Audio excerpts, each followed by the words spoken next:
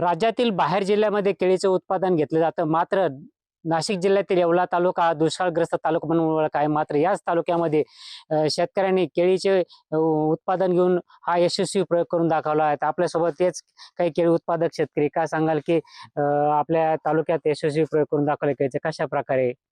आम्ही नांदूर गावामध्ये आमच्या चौघांच्या वतीने आम्ही ठरवलं की वेगळं पीक घ्यायचं, काहीतरी वेगळं करून दाखवायचं म्हणून आम्ही केळी पीक निवडलं.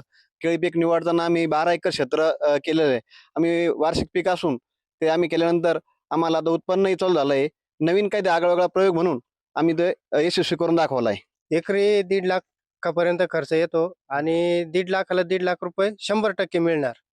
याची आम्हाला आता पूर्णपणे शाश्वती आलेली. काय सांगाल की कोणकोणत्या राज्यामध्ये हा माल जातो? हा राजस्थान जातो, गुजरात जातो, त्याच्यानंतर हा मुंबई जातो, बाहेर भरपूर ठिकाणी जातोय.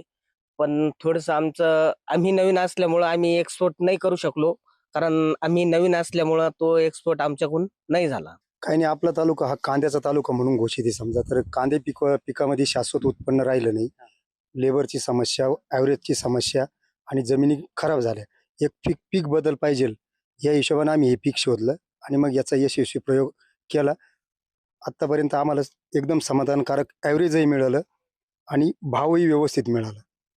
नक्कीच इतर शेतकऱ्याला सांगू शकतो इतर पारंपरिक पीक सोडून असे पीक घेतले 100% केला पाहिजे. हा प्रयोग केलाच पाहिजे, लावलंच पाहिजे.